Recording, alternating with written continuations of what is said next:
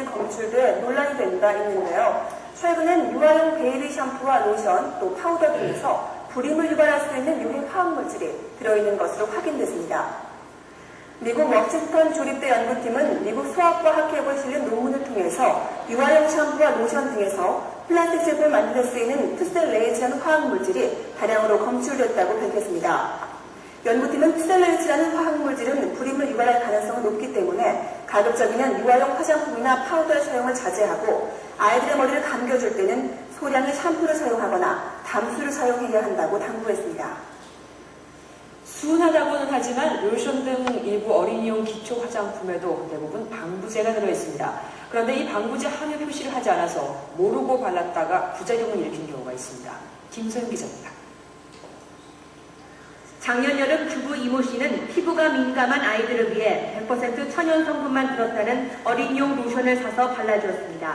그런데 아이들의 피부가 발갛게 부어올라 갈라지더니 급기야 물집까지 잡혔습니다. 알고 보니 살균 성분이 일부 함유된 제품이었습니다. 간지러워가지고 잠을 못 잘 정도로 너무 긁어가지고 막 피가 날 정도로 그렇게 심했어요. 아이들은 성인과 달리 피부가 연약하기 때문에 화장품도 주의 깊게 골라 써야 합니다. 한국소비자보호원이 시중에서 팔리는 15개 어린이용 로션을 조사한 결과 4개 제품이 방부제 성분 함유 사실을 표기하지 않았습니다.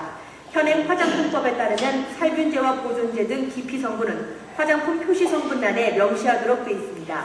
이러한 방부제 성분이 아토피성 피부나 민감성 피부를 가진 어린이에게 부작용을 일으킬 수 있기 때문입니다. 방부제는 피부 자극이나 세포 독성 등을 일으킬 수 있어서 이들 성분에 알러지가 있거나 피부 질환이 있는 어린이가 사용했을 경우 부작용을 일으킬 수 있습니다.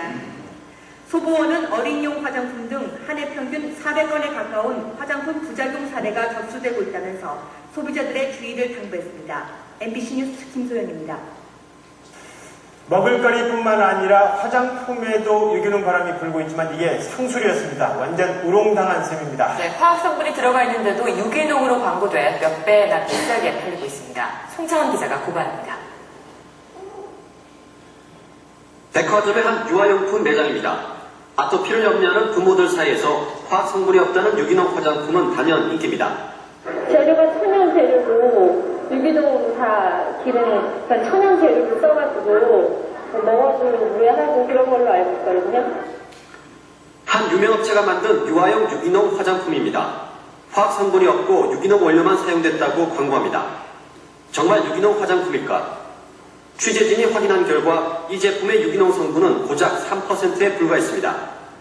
게다가 유기농 화장품에 써서는 안 될 화학 방부제까지 사용했습니다. 결국 일반 화학 화장품에다 유기농 성분 몇 개만 첨가한 것뿐입니다.